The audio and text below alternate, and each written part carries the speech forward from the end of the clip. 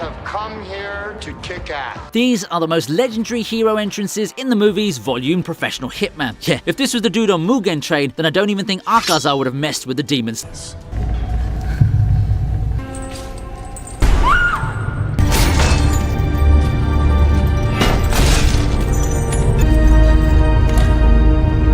Up next is the grand finale of M. Night Shyamalan's Unbreakable trilogy. It's a standard case of saving some damsels in distress, but David Dunn doesn't exactly look heroic while doing it. I mean, even though I thought this was a villain when he first showed up, but I'm glad he was there, otherwise the Beast would have gone to do some more seriously messed up stuff to those poor girls.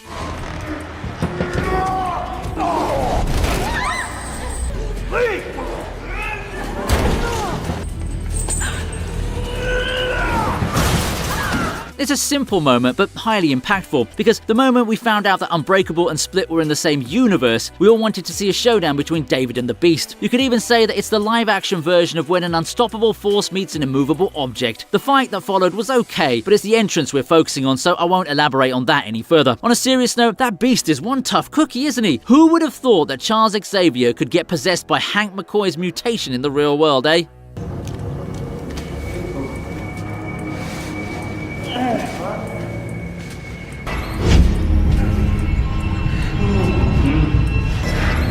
Who are you? I am you.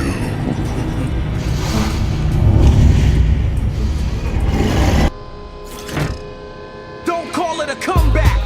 I've been here for years. I'm rocking my pants, put it straight down like a monsoon. Now it's time for some robotic brilliance. Our boy is so back, and we all were thrilled to see him in action once again, especially after seeing him die earlier. I'm tired of little things getting in my way. Me! No, Captain, my Captain. It's a super cool entrance and all that jazz, but more importantly, it's Bumblebee's efforts that flipped the battle's odds over to the Autobots. The final fight wasn't looking too good for Optimus and co, but I guess all they needed was their comrade alive and well. There's also the fact that Bumblebee manages to take down a key opponent before even landing. And of course, I can't leave out the part where the music is actually playing out of his radio. Man, they spent so much time hyping up the main villain Scourge in this film, but all that limelight was stolen by B in less than 2 minutes. Sure, you could say that the audience is biased, but I don't think they care about that at all. I have come here to kick ass.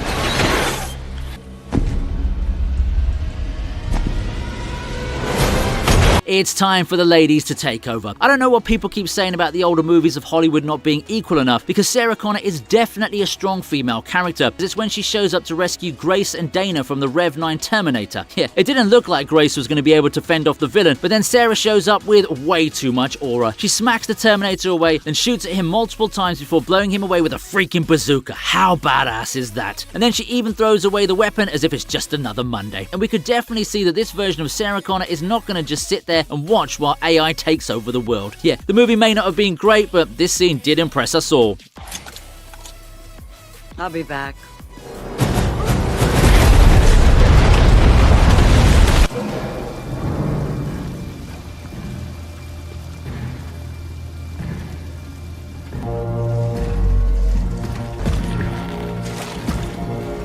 In at number 21 is a forgotten favourite of the TV region. Yes, eyeliner Batman strikes again, and it's from his favourite spot, the shadows.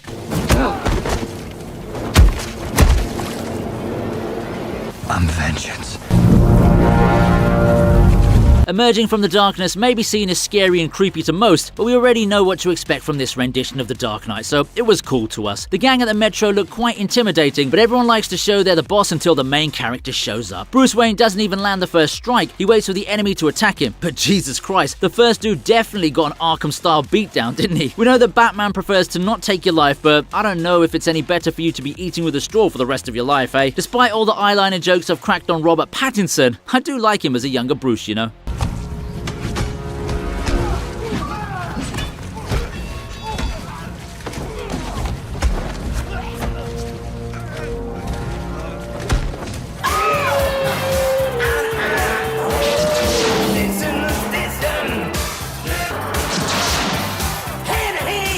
Okay, this next listing is a little bit odd. That's because it's an entrance that didn't suit the exit. Apollo Creed is a great boxer for sure, but I think he should have known that this kind of entrance would have definitely ticked off his opponent. Regardless of how the fight against Ivan eventually went,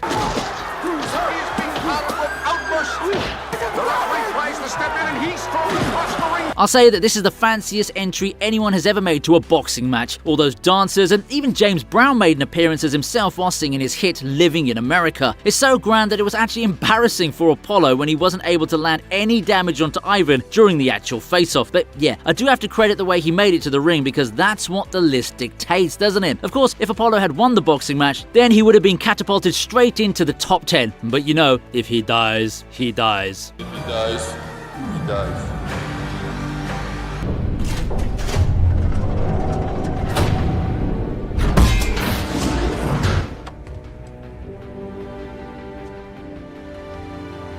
Not sure how people feel about the movie, but this one scene is worth its weight in gold. After all, it's a trusted duo back in action, and with all the heavy promotions showcasing them, it was obviously hyped up as well. Han Solo and Chewbacca are both legacy characters in the Star Wars franchise, and people definitely wanted to see more of them because of how iconic they became. So when the trailer for The Force Awakens dropped, we were all ready to spend all of our life savings on the movie, and the entrance didn't disappoint, did it? It's not flashy or anything like that, but it's sudden, which works in its favor. Yes, you could argue that it would have been more effective if they didn't reveal these characters in the trailer, but then how would Disney have made so much money at the box office, eh? That's not the point though, as we're only discussing how we were all hit with a strong dose of nostalgia seeing Han and Chewbacca take on the big screen. Yeah, I may not have seen the OG trilogy in the cinemas, but watching these films at home was an important part of my childhood. This is a Millennium Falcon. You're Han Solo. I used to be. Wasn't he a war hero?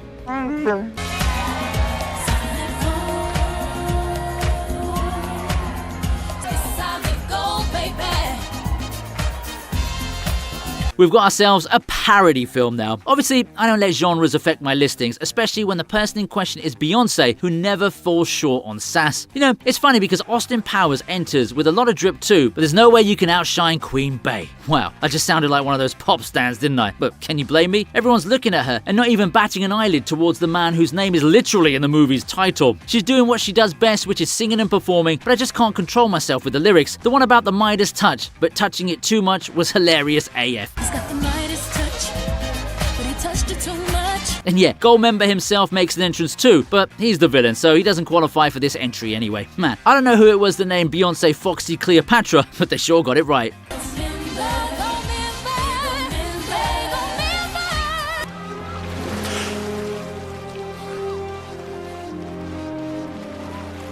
Okay, now we're going from parody to the real thing. Of all the things we got to see in Casino Royale, I wouldn't have expected that Daniel Craig was a fan of Halle Berry's iconic entrance in Die Another Day.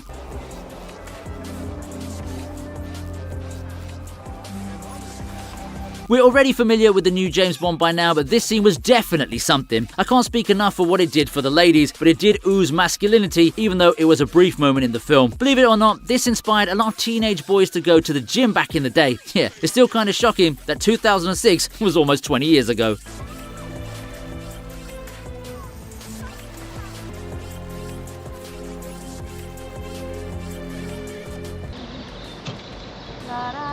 Mango tree, make hula hoops underneath the mango tree.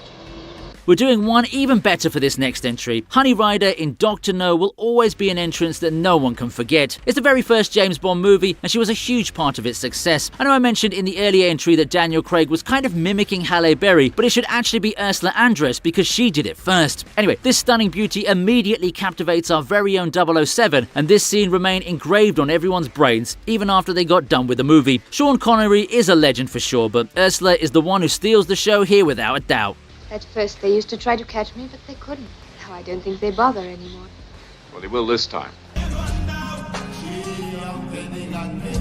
Look who we have here at number 15. It's a cameo for Family, which is enough of a hint for you to know it's Dom Toretto in a very memorable cameo for Fast and Furious Tokyo Drift. Yeah, it did seem odd that we got a whole movie without any of the main characters from the first film, but that changed the moment we saw this American muscle raring to go. Even Sean was impressed by what he saw, despite not knowing he's actually a couple of movies late into the franchise. I didn't know he was into American muscle.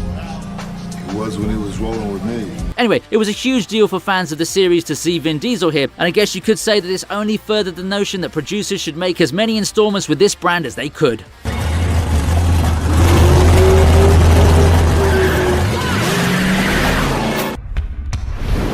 Police Constable Nicholas Angel displayed great aptitude in field exercises, notably urban pacification and riot control. Academically excelled in theoretical coursework and final year examinations. Up next is a wild one. Hot Fuzz isn't a parody film in a strict sense, but it does give us unlimited aura in one intro. Nicholas Angel is one of the most hyped up characters I've seen right off the bat, but it's the kind of goofiness that's made Edgar Wright such a good director. Although this is considered to be a comedy film, we could safely say that Nicholas Angel could have easily gone Spec Ops, no questions asked. Everything about him is made to look so perfect that you wonder if he can be bested at all. Became heavily involved in a number of extra-vocational activities. To this day holds the Met record for the 100-meter dash. The best part is that he's a police constable, and the activities he's doing aren't exactly groundbreaking. It's excessiveness at its humorous best. The resolution of Operation Crackdown. In the last 12 months has received 9 special commendations, sustained 3 injuries in the line of duty, most recently in December, when wounded by a man dressed as Father Christmas.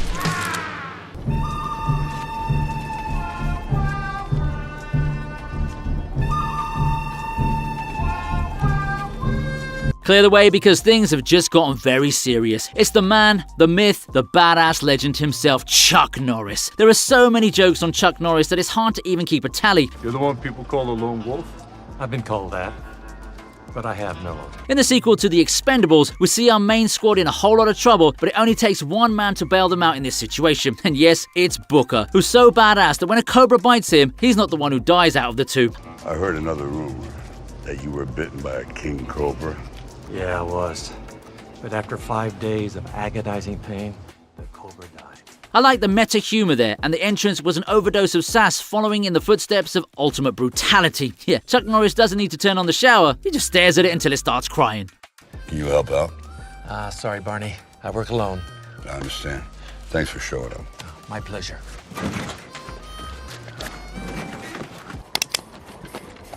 Who's that stumbling around in the dark? Calm yourselves, gentlemen. I mean you no harm. I'm simply a fellow weary traveler. Whoa. Well, how the turntables. Christoph Waltz was a villain then, but he's a hero now, and I'm confused as to which version I like better, to be honest. Of course, King Schultz isn't on the same level as Hans Lander, but he does have one heck of an entrance. He's got such a harmless entrance because it's just an old man riding a horse carriage. I mean, how dangerous could he possibly be? It's the follow-up to his entrance that actually enhances its impact, which is why it's so high up on the list. I like that Schultz can be so polite and brutal at the same time, so it's a shame that he couldn't live till the end of this movie.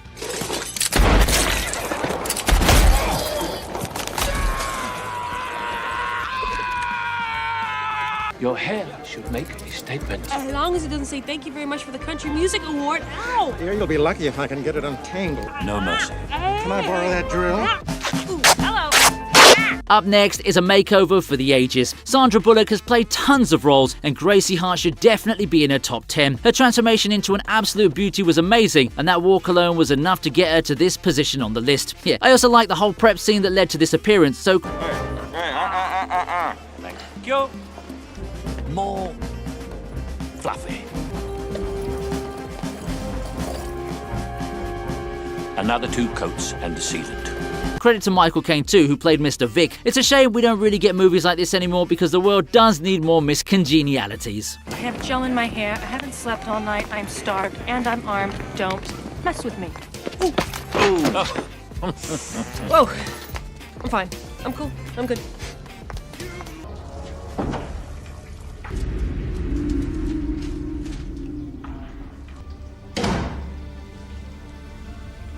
Beg your pardon. Forgot to knock.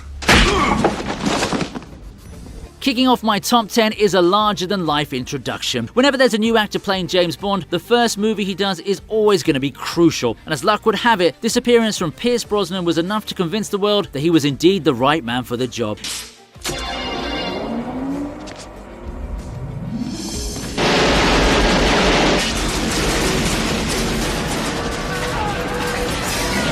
It's a pretty elaborate setup, and there's a lot happening, but the first couple of minutes are enough to tell you that Bond is back. I do feel bad for the dude who got interrupted in the middle of catching up with the news, but such is life.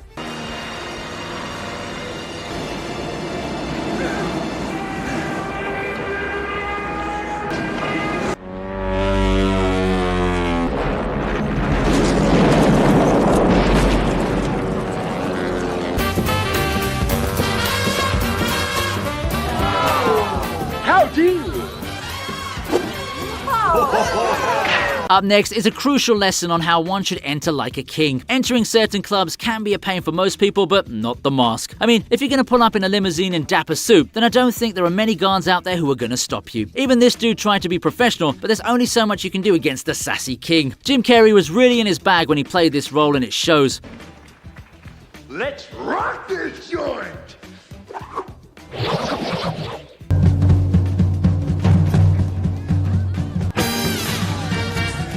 The next time I need to enter a club that's exclusive, I'm gonna pull off this same move. Are you on the list? No. But I believe my friends are. Perhaps you know them. Franklin, Grant, and Jackson.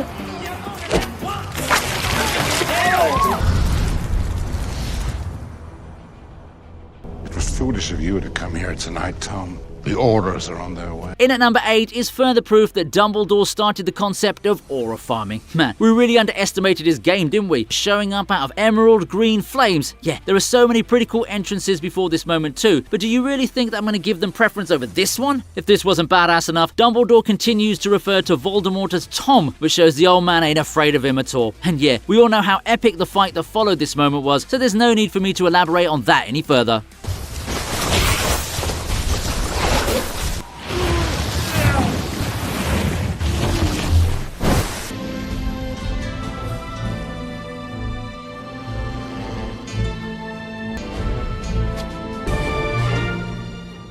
Up next is the only right way to enter a stick fight. It was only a matter of time before we got to see John Rambo on this list, and his entrance is straight heat. He's walking in with a whole audience cheering him on, which is the kind of enthusiasm you need before a fight.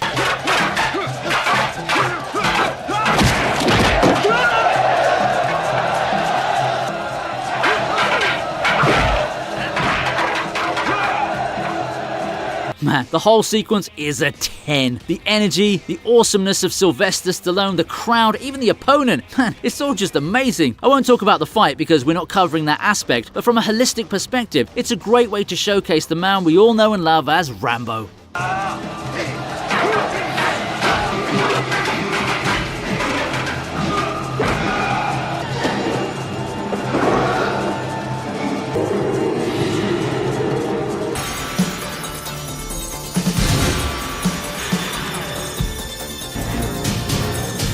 He did it in Predator for Volume 1, and here he is again at number 6. What better way to show us Arnold Schwarzenegger than a scene that's loaded with all the testosterone in the world? No, seriously, if you ever feel like you want to become more masculine, then you should just watch Commando. The entrance is a crazy build-up for John Matrix, and if his muscles weren't enough, we see him carrying a log as if it's nothing. This entrance sets the precedent that the protagonist is someone you don't want to mess with, and he doesn't say a single word either. Of course, it's nice to see that he's good husband material as well, but all the men of the 80s must have had pretty high standards to live up to. Imagine your parents asking why you can't be more like John Matrix, and you can't even answer back with, "That's Arnold Schwarzenegger, for the love of God."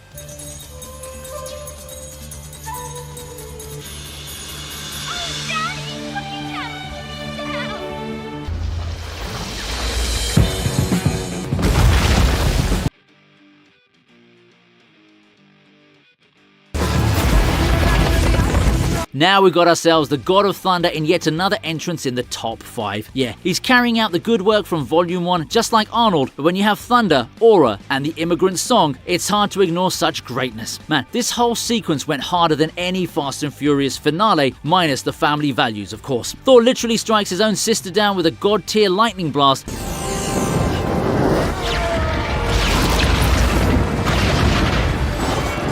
and and somehow we're all okay with it because, well, Hela was seconds away from turning her brother into dust too. The sheer spectacle of Thor tapping into his true power is wild because these are the kind of power-ups you see in anime. But of course, this is just the prelude to the actual entrance where he descends onto the battlefield in full glory with his thunder and lightning surging through every frame. The way he lands in the midst of so much chaos is cinematic perfection in itself. Pair it with an epic background score and you've got one of the most electrifying entries ever filmed.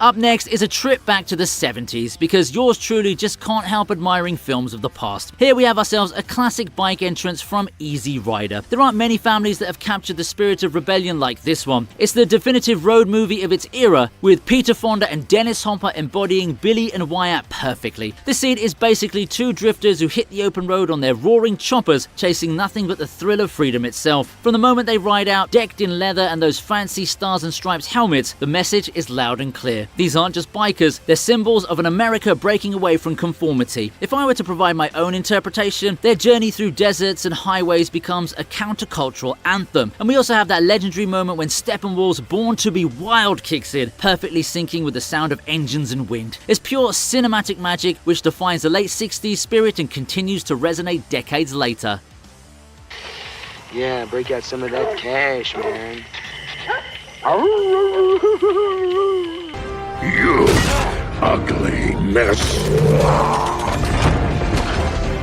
Did you forget who I am?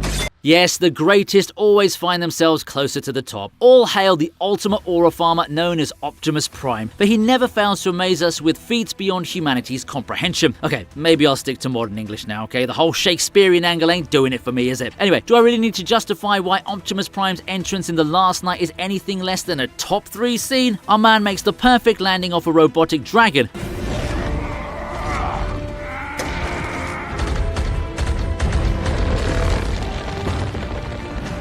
And if that wasn't enough for us, he decides to flex his skills and his savagery by giving us the ultimate combo of physical and verbal annihilation. This is exactly the kind of scene that makes all the boys go, heck yeah! You just know he's gonna wreck it when he puts on that mask of his. Pretty much all of his opponents are toast the moment we see it on screen. Bumblebee's revival entrance was cool and all, but he'll have to do a whole lot more to reach Optimus's level.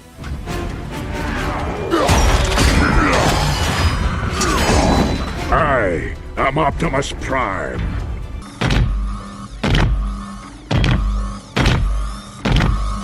Get away from her, you...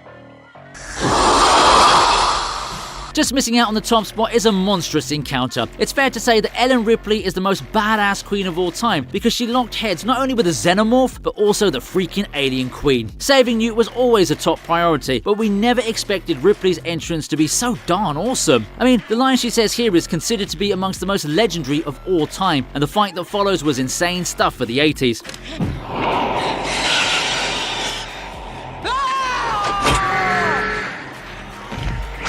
My parents told me the entire audience in the theatres cheered and screamed in delight when Ripley delivered those immortal words. I wish I could have experienced that too, but even so, as per my opinion, this isn't just a great line or entrance, it's a pivotal moment for Ripley's character, as she spent nearly 2 whole movies running away from these monsters, and here she snaps at the final boss of the Xenomorphs to save her somewhat foster child. See, cinema has always had strong female characters, people just need to look in the right places to find excellence.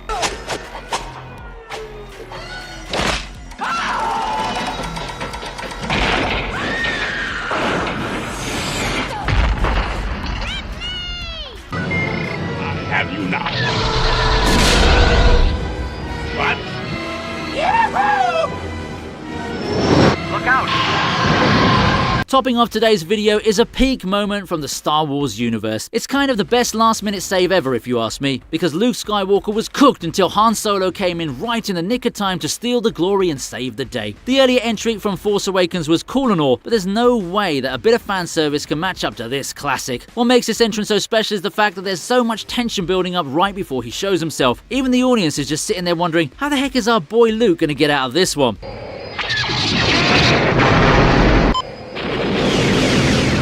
It's away!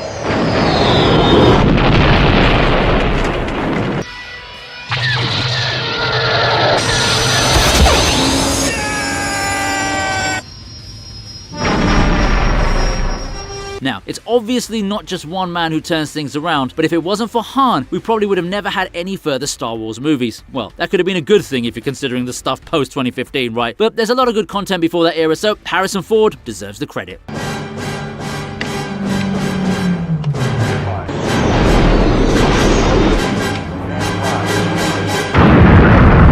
Hope you liked the video, please subscribe to the TV region, and here's another video that I know you're going to enjoy.